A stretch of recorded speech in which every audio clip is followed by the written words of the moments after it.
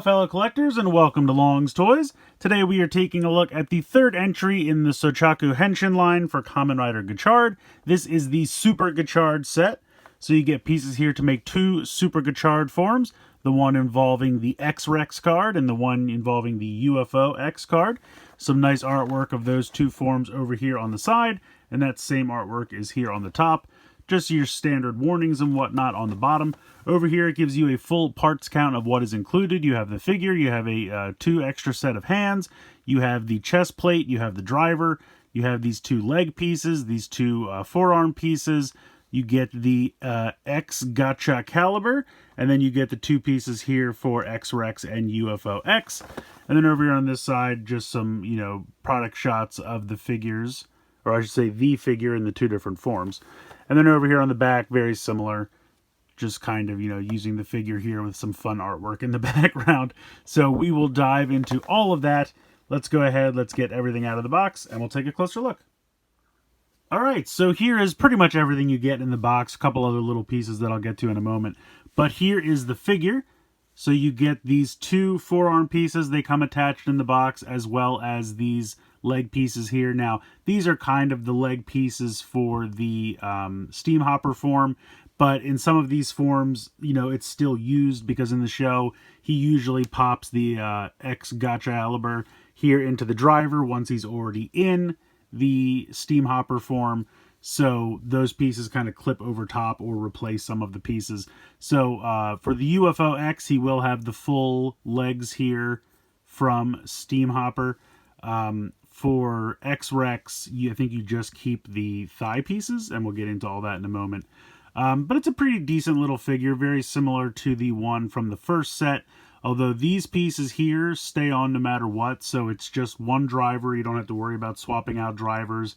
I guess because the face here was similar enough that they didn't have to worry about, like the first set gave you three different drivers because the cards, had pictures resembling the helmet of that form. Not the case here.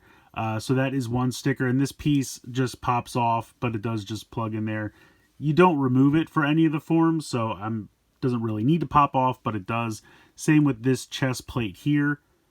This just pops on and pegs in here, and more than likely it's because they probably used the same figure from the first set, just molded in this kind of, not quite navy blue, not quite teal. It's like a deep turquoise, I guess, for the color.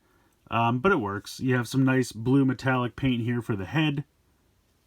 Articulation wise, you have up and down movement here at the base of the skull. So you can see that movement there. And then you have side to side movement at the base of the neck. Mine's a little loose. I don't know if as I was trying to move it around. I mean, you can kind of turn it side to side here as well. Well, does it actually? No, I guess it doesn't. It's always just moving the neck there. So front to back at the base of the skull, side to side at the base of the neck. You have out to the side hinge there for the shoulder, as well as a full rotation. Bicep swivel, pretty much 90 degrees, maybe slightly over 90 degrees there in the elbow. And then you have the hands, which are little ball joints. As you can see, I popped that off, and this is when I will get into the other hand options that we have. So in the box, he comes with a closed fist set of hands. You also get, I guess just we'll call them opposing set of hands. It's kind of just like open hands. Can't really hold anything, so we'll just, gesturing, posing hands. And then you get like a set of gripping hands. So the X Gotchaliber, which I still think is a terrible name, does come well detailed, but absolutely no paint whatsoever. It's molded in this same kind of, dark turquoise that most of the body is made up of. It is a little bit floppier, though. This is kind of a softer, more malleable plastic. But you can pop it into the hand. Holds it pretty well, which is nice. So I'm going to go ahead and pop off the two closed set of hands, the closed fist set of hands. We'll give him a grasping hand, and we'll give him a gesturing hand. Why not? And then I'm going to put these aside. Now, the other thing that's kind of interesting The closed fist set of hands is more close to this shade of the turquoise, whereas the other two sets of hands are more this kind of lighter shade. So I don't even know how well this is showing up on camera, but this section here is slightly lighter than this section here. So the head, this whole chest area, these two pieces, for whatever reason, just this part of the like bicep / elbow are all a slightly darker shade than like these shoulder pieces, the hands, and the legs. Now I understand on camera they're not showing up that way, which is probably better, because they don't really need to be a different shade, but they are. But it's not like off-putting or anything. I feel like they're close enough that it's not bad, and they kind of complement each other. And once you put the armor on, you really can't tell as much anymore. But the best way that I can kind of show you that is to just hold up these two hands and show that they are different shades. And it also might have something to do with the fact that it's not translucent material, but it is kind of a material that's allowing some light to pass through it. And so with the closed fist set of hands, that's denser and more compact. Whereas with these, you know, more stretched out, the plastic is thinner, and so the light's able to pass through it a little bit more, if that makes sense. So it's a little weird in that regard. I'll admit that, but it's not quite a translucent plastic, but it's not 100% opaque, if that makes sense. But that's gonna, let's see, we need to go through and do the rest of this articulation. So you do have a waist swivel. You can kick pretty far forward, decently out to the side. This hits a little, but that's not really the reason it stops. It just stops. Got a butt flap, so you can't really go back. No thigh cut. You can move the leg a little bit at the ball joint at the hip, but not a ton. I would say over 90 degrees at the knee. Of course, you just have to push this piece down to conform when you use the knee, because the hinge is actually here in this piece. And then you have a ball joint for the ankle. So up and down a little bit, side to side a little bit. Enough for what you need, I would say. But that is the figure. We'll go ahead and we'll take a look at the two armor pieces here. So whereas the figure and the hands for the figure are made of a somewhat translucent material, these are 100% a translucent material. So here we have X-Rex. Now there is a little bit of assembly out of the box. You have to hide the head here underneath. There's a little peg here, and there's a peg hole in the back of the head. So that pegs in there. And then you just attach the legs to pegs that are here on the side, right here. And then he's pretty much ready to go. So you have like the opening jaw a little bit there. I wouldn't try to get too much articulation out of this. This is really just, you know, so you can display it on the shelf, not as a pile of pieces. So I do appreciate that. I do feel that these both hold together pretty well, significantly better than the last set for Lightning Jungle and Gold Dash. Well, Gold Dash as a bike holds together perfectly fine. The tower totem pole thing that was supposed to be Lightning Jungle was an absolute mess. These hold together fairly well. UFO is very basic. There's not much going on here. It's just these two pieces peg on here and here, and then you hide the helmet underneath there, and that's it. This is all one giant piece. Now, I will say mine came covered in kind of a like white dust for some of this, and I'm assuming that's probably like what they use to pop it out of the mold. So you might just want to wipe that off a little bit, but just to be a little wary of that, I had to clean that off a little bit. But yeah, very translucent yellow, very translucent red, but has some nice paint here on the front. The teeth look pretty good. I don't think there's any, well, aside from this little bit of gold here, and the gold for the X, which I'll be honest, blends in pretty much to the yellow. It's not super noticeable. It's not much of a contrast. And I can just knock this completely over. So this is just, it just pegs in here. It's very simple. There is paint on the helmets, and we'll see that in a minute, but I guess we'll go ahead. We'll do UFO-X first, just because it's far less intricate. So let's go ahead and we'll do UFO-X first. Alright, so the first thing we are going to do is disassemble UFO-X. Just unpeg these pieces here, and you can see very obviously where they were pegged in. And then just grab the helmet. And how the helmet works is there is a square peg right there, and there's that little spot there, and you just wedge it on. That's all it is. So we're going to come to the figure, and we are going to remove these forearm coverings. They just pop right off, and how they work is there is a large tab, and that just slots into this tab slot on the forearm. Very simple.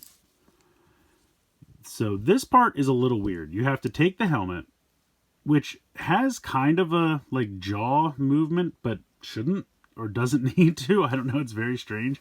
You have to feed this through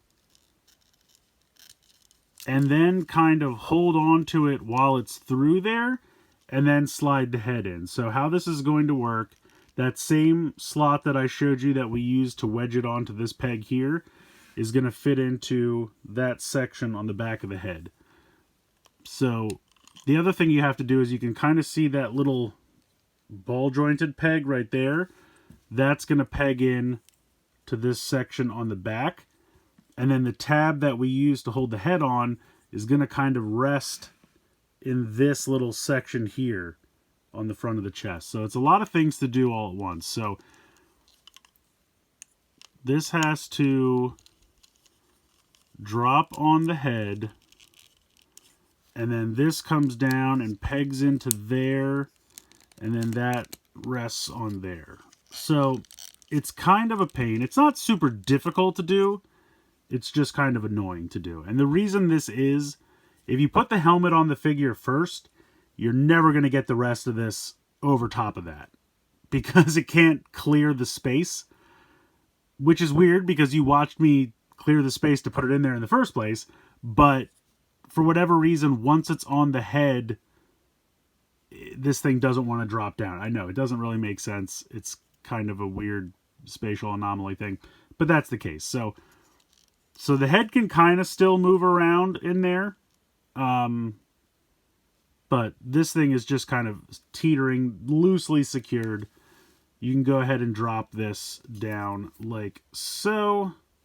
And then you're just going to take these, and they have these long tabs just like the other forearm pieces. And so those are just going to slot in right there on both forearms. Assuming I can line it up. And there you go. That is Super Gotchard UFO-X style. So he just completely has the steamliner legs. If you want him to hold the sword, you can absolutely do that. It's alright. It's a weird form. I mean, I'll be honest. Of the two, this is my least favorite form. I don't know. It's just, it's weird. It's just a big UFO dome on his head with two smaller ones on the arms there. It's not terrible. And, you know, once you get this piece on, obviously the arms are super easy to do, and then you're all done, and that's it. Doesn't really hinder posability all that much. I mean, obviously the shoulders are going to be a little hindered. But otherwise, I mean, your legs haven't changed at all. You can still do your elbows. That's not really an issue. You can still use the bicep swivel, all that other articulation. So, yeah, it's just a little weird. But, you know, I think they did a decent job replicating. It's not the figure's fault that the form is weird. That's the designer's fault. They did a good job replicating it. I think this works as an interpretation of this form. Yeah. So, there we go. But let's go ahead and let's get to the more exciting of the two forms, in my opinion. So starting back at the base form, we're going to leave the forearm pieces attached this time. We are going to unpeg the leg pieces, And the way these are connected is just another long post pegged into this spot in the shin.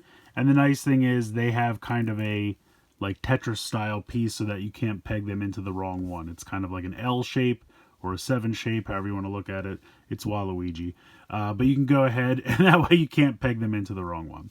So we're going to unpeg those, and then we are going to disconnect the lower halves by just popping these off, and then these are going to go off to the side. They will not be used again.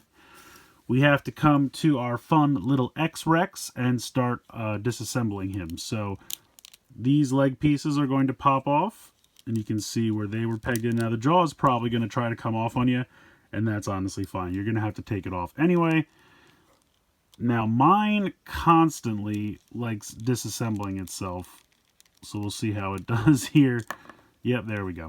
So you have the jaw is made up of 3 pieces. It's these 2 smaller pieces, you know, connected, and then 1 larger jaw piece. So if it pops off, it's very simple to just pop it back on. Honestly, they like to pop off a lot. If you try to move them pretty much at all, they pop off. But again, it's super easy to pop it back on. So there's that. The head is connected inside here, so we're going to go ahead and unpeg that. And that was just, you can see there's a hole there in the back of the head, and that was pegged in right there. Now we are going to take these pieces and just kind of swivel them down. Or actually, we have to take these off, and then you switch them and peg them into the higher connection piece. And that's because for the robot mode, we need the jaw piece to connect lower. Have I done this correctly? Probably not. I think it's just like, there we go. So you don't have to switch them. You just move them up. Honestly, I don't know what these do. I don't know what purpose they serve. They're just here, and they're kind of hidden in both modes. So if you wanted to take them off and never use them again, you certainly could. I mean, you'd have those exposed pegs, but whatever. This unpegs from here like that. So you should have this moved down like that. We're going to take this and peg this into the spot up here on the back. Now, the one thing is you'll notice as this piece moves, this peg here kind of gets hidden. And because of that, once the tail's connected, you can't move the tail because otherwise that peg is going to hit into the back. So that's a bit of a bummer. But you're going to go ahead and peg this in up here. And that is going to connect, and then you can kind of just move these things around as you like. They're also a kind of flimsier plastic. These little antenna pieces, I don't really know what purpose they serve. But once that's pegged in, so you have that, we are going to take these leg pieces that we took off, and we are going to connect these pieces. Let me make sure I have the correct one like this. Here we go. So that's going to peg on there. So you're only using the kind of upper thigh pieces. And then you'll see that there is a peg right here, which is going to peg into the bottom of the foot. And then this connection piece right here will slide into that spot on the shin, like the way the old ones, the steam hopper ones, were connected. So peg that in, slide this into where that goes, and now we have one of our legs. So we will repeat that process over here, like so. Then peg this into the bottom of the foot, which can be a little easier said than done, and it's only because of the way these are connected. So there's a very limited hinge here at the top of the foot, right here, and then there's also kind of a limited connection point right here, because you can see that that just pegs in. Like if that was a swivel of any kind in and out, I think that'd be better. So it's kind of a weird connection. Once you get it on there, it's pretty stable and it's pretty solid connection, because you have the 2 connection points of the heel and the shin. It's just getting them all connected. That's a little annoying. But once we have it, we are good to go on our feet. Now, if you wanted, I guess technically you could unpeg this to get more movement out of the foot, but at that point those kind of get in the way, so you kind of have to leave them connected. So it's a little wonky. It's not amazing, but it's not terrible. Alright, so the next thing I'm going to do is take this jaw piece. I'm going to move the arms out of the way.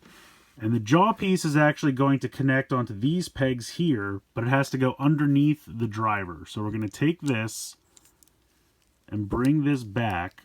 This will connect onto here. And then do the same on the other side, which can be a little easier said than done. There we go. So now that's underneath the driver.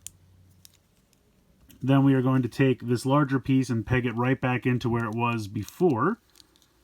And then we're going to take the helmet and just drop that down on top. And that connects the same way the other helmet did. So here you go. Here is the X-Rex form of Super Gotchard. And I think this is pretty cool. I think the red and the blue work well. The gold accent color is very present throughout. On the helmet, on the chest, on the forearms. Even on these sections here from the steam hopper pieces. I like the translucent red. I mean, it's, you know, I just think a dinosaur is more fun than a UFO, in my personal opinion. The tail looks good on the back. I am kind of bummed that you can't really move it all that much. But you wouldn't really be able to move it anyway because of the way the jaw connects to it. So that would not allow for any kind of movement. But it's a cool form. I actually like this a lot. I think it's kind of neat. Let's go ahead. Where did I put the sword? We'll give him his sword back. There we go. So I think this is pretty successful. I mean, not that UFO-X isn't successful, because I think it is as well. I just think there's more of a juxtaposition of colors here. You know, the red stands out a lot more against the blue and the gold than the yellow does. And so for that reason, I just think this is a little bit more successful aesthetic-wise. And like I said, I'm probably a little biased because I just like dinosaurs more than I like UFOs. I also really like the way that the mouth is kind of biting the driver. I think that's just a kind of cool design. So, like I said, I'm a little biased, but I do think that this form is a little bit more successful than UFO. And I think it works. I think this looks pretty cool. Probably how I will be displaying this figure. The translucent red, I also think just works a little bit better than the translucent yellow. And just all in all, I think this is a cool form. Now, articulation-wise, you know, the shoulders are a little hindered again, but I think hindered less than with the UFO piece, which is nice. The rest of the arm is not really a problem. I wouldn't bother with trying the waist swivel because of how everything's pegged in here. It's kind of like he's got a back brace. You know, a little bit hindered here with the jaw, but you can still get a decent amount out of the hips, and then the knees and everything should be fine. Honestly, it's a little difficult trying to get these guys to stand. Mostly, like UFO has an easier time of standing because of the way the legs are all connected here with the translucent red pieces. It's a little difficult getting him to stand, but once you just find the right weight balance, he looks good. And I think that's really neat. And like I said, definitely my preferred form out of the two. So bringing in the other two releases in this line just for a quick comparison, I honestly can't tell if this is the same base figure or not with these two. He seems a little bit taller, but it might just be because he's kind of standing on lifts. So this might be the same base figure, just obviously molded in different colors. But I still think they look both pretty good. Obviously, this guy was much larger, so you can see he is much bigger than the other two. And of course, we have Gold Dash here, just to show that he can ride on the bike, if you would like him to do so. The tail does get in the way a little bit, but can still be done. UFO would probably ride the bike a little bit easier, because you can move that scarf piece out of the way. But still fits on the bike, still works. So the line, you know, we're building it up. It's shaping up pretty well. I don't know how many more of these we'll get. I don't know if there's even been a fourth one announced as of yet. I don't think there has been, so we'll have to wait and see. I guess it really just depends on, you know, what kind of forms they do next in the show. I don't know if we'll get one for what's the fire form called now? I'm blanking. I apologize. Yeah, if you know, tell me in the comments. I'm sure I'll remember it as soon as I stop filming. But in any case, you know, these lines, they're very hit or miss. The Revice line died after 2 releases. Geats went on for a while, but went Premium Bandai, I think, after 2 releases or 3 releases. So that, you know, continued, but went all Premium Bandai, which was annoying on the wallet. I don't know what the future of this line will hold. We'll have to wait and see. But if these are the only 3 releases we get, I think they're all pretty solid. You know, they have their flaws. They're not perfect, but they do have a charm to them. And I think overall it's been pretty fun. Overall, I think this is a pretty fun set. I like the look of both forms. I do definitely prefer the X-Rex, but that's not to say that UFO-X doesn't have its own charm. I like the use of the translucent plastic. I think that works really well. The 2 Chemi forms actually hold together rather nicely, which I do appreciate, because some of the previous releases had a lot of problems with that. I'm looking at you, Lightning Jungle. But in any case, I think this one turned out pretty cool. Like I said, personally, I do prefer X-Rex over UFO-X, but they're both pretty good. I just think the colors for X-Rex just jive a little bit better. I think the red and the blue and the gold really work, and that kind of bright fluorescent yellow of UFO-X just kind of clashes a little bit and just doesn't sync as well. But they both look pretty cool. Like I said, I have no idea what other forms we're going to see for this guy in the show. In terms of the X forms, I don't know if we'll get any more. It doesn't really seem like they're doing a lot of figures with all the different forms. They're kind of doing like one set at each level. So maybe the next one we'll see will be like his final form, or maybe we'll see Daybreak. That's right, I did remember that it was called Daybreak, that kind of new fiery form that we saw in the last episode. So I don't know. I'm very interested to see what the future of this line is going to be. If it does move Premium Bandai completely, I don't know if I would continue it or not. The Geats line had flaws as well, but the gimmick was really fun and gave you a lot of options.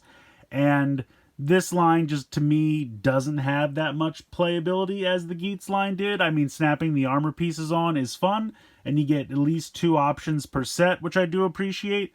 But I don't know. At the end of the day, it just doesn't have as many combinations. And I think that was kind of the main appeal for me of the Geats line, was that with all the different helmets and all the different configurations, and everything could be the torso or the pants, you had a lot of interchangeability and a lot of kind of customization and possibilities.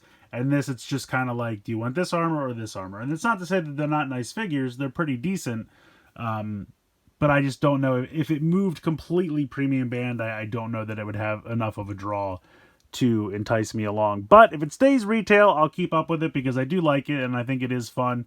I'm also interested to see when Soto eventually gets to these forms, because there is something about not having to transform and to just fully be that form, that it can be a little bit more solid and probably get more posability. Although to say the posability on these is really not bad. As much as I thought putting all the armor on would hinder it, it doesn't really. I mean, a few spots, but really not terrible. So overall, I think these are fun. Now, they are a little pricey. I think this was around $30 before shipping, which can seem like a lot. So it's really going to be up to you. Your mileage is going to vary. But if you're not into Soto and you don't want to have to put anything together or sticker anything, you guys know me, I hate my stickers. This comes, you know, all paint applications. To be fair, there actually are 2 stickers I forgot to mention. The front of the driver is a sticker, and on the piece underneath, that chest piece that stays on the whole time has that little like fire trapezoid piece. That was a sticker. So 2 stickers, but they both get applied in nice, flat, smooth areas. They stick very well. It took me all of 30 seconds to apply both of them, and it was no issue. So I guess I can't say it doesn't have any stickers. It does have 2, but they're super easy and nice to apply, and they stay on very well, so I'm not anticipating any issues with that. And honestly, all of these sets have had that, so not that big of a deal. But yeah, at the end of the day, I think this one's fun. I really like the translucent plastic. And overall, I just think X-Rex is kind of a cool form. So let me know what you guys think in the comments below. Please like, share, and subscribe. Hope you guys enjoyed the video. And as always, thanks so much for watching.